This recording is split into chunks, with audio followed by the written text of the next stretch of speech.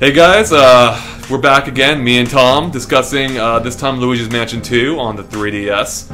It's a sequel to a game that came out more than 10 years ago on Nintendo GameCube.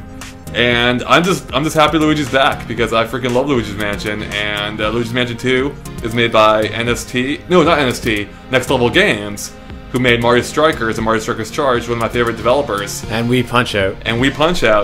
And they seem to be doing a great job with this one. The gameplay is very similar to Luigi's Mansion, but now you explore several different mansions. We don't know how many are in the final game. In the demo, there were 3, and each one is quite a bit different from the previous one. Now, how many did you play, Tom?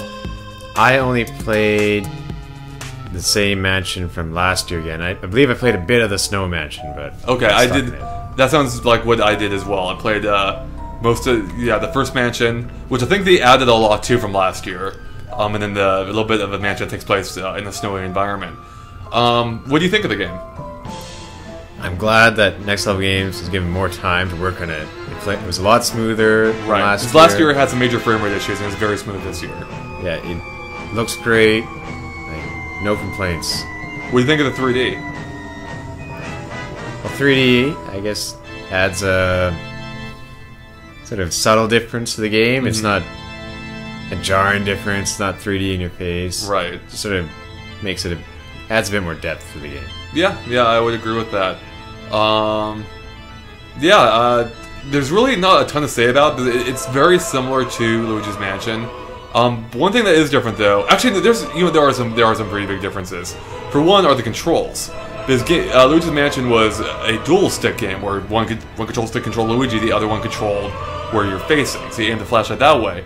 Because the 3DS, at least when it was being made, originally only had one control stick. They had to change the control. So now how it works is you strobe the flashlight, right? You turn it off in order to draw the ghost close, and then you turn it on as you're facing them, right? Yeah, you charge it. Yeah, you charge. That's right, you charge it, and the more you charge it, the bigger the flash. Yeah. And you can then the ghost gets stunned in your beam, and then you can activate your vacuum to pull them to you. Yeah, and then while pulling them, I think you have to press the A button too, or just I'm not sure if you have to press it all the time or wait till the end. It seemed like that did more damage. Yeah, you pulled them in. Yeah. And there's also another feature which is available in the demo, but I didn't understand what it was at the time until Nintendo's 3DS showcase the following night, where they revealed that Luigi also has a rainbow-colored flashlight, and what that does is it reveals secrets in the environment. So you can look for treasure that way and stuff, I believe. But I wasn't able to really try it myself because I didn't know what it did at the time. So. Oh, that'd be pretty handy if it could be a unique dynamic to the game. Right. A bunch of different flashlights. So what's kind of cool in the game as well is it has you can look through little peepholes, I guess, or windows and stuff into rooms you'll be exploring later. And when you're looking through these peepholes, it goes into first-person view, and you actually move the 3DS around. To look around the environment, and you'll see characters like ghosts in those environments doing things acting mischievously. We see 2 ghosts throwing a ball back and forth for a while before they break a window or something with it. I think so. And then fly off, and then you have to go track them down. So what do you think of the game overall? How do you think it shapes up compared both to what you saw last year and Luigi's Mansion as a whole? Last year it seemed like there's a bit more variety. With different...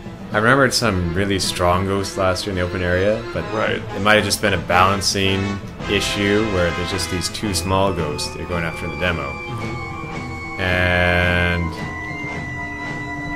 I remember finding a lot more different treasures and secrets last year, so I forget if it just wasn't... I was just having to rush through it, or if... There are probably still lots of coins hidden around, but maybe done differently. Right. What do you think of the visuals? Do you think they hold up to the first one? Do you think they're as good, better, worse? They're probably a bit worse. It's a bit... because you do see polygons at times. Right. but it's got a lot of charm in it. There's a polar bear rug, for instance, in the snow level, and the head comes to life and goes roar and sort of tries to bite you as you're going by.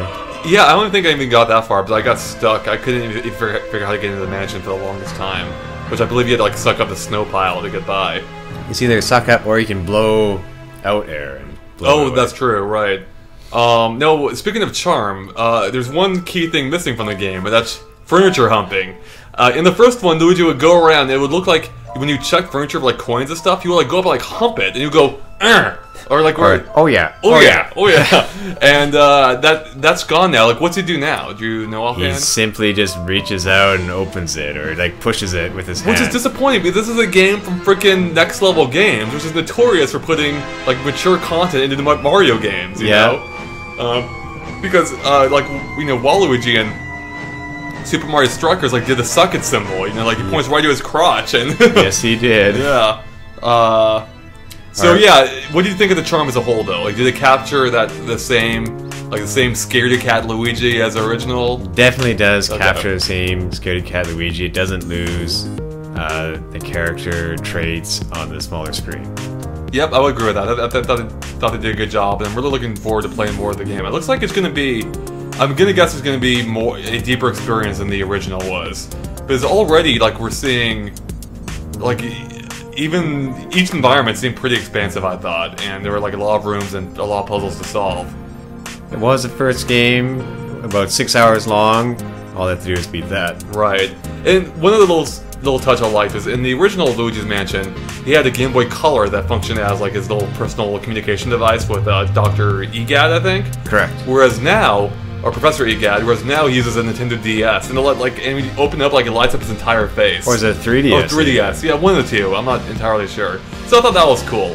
I will say, I kind of was hoping this game came to the Wii U instead, because I thought it would be really neat to use the Wii U gamepad to actually like aim his vacuum, like as if you were aiming in a first-person shooter. But yeah, maybe Nintendo will see that and bring it out later on the lifespan. It's true. Yeah, maybe we'll see a Luigi's Mansion 3. That would be great. So where do you think this stacked up on among the other 3DS games you saw at the show? I'd say it's still #1. Your favorite? Yeah. Okay. Favorite. I would agree with that. I definitely liked it more than New Super Mario Bros. 2, which is what we're going to discuss next, but it's going to be in a separate video. So make sure to check that out and our other video discussions from the games we played at E3. Thanks for watching. Thanks, guys.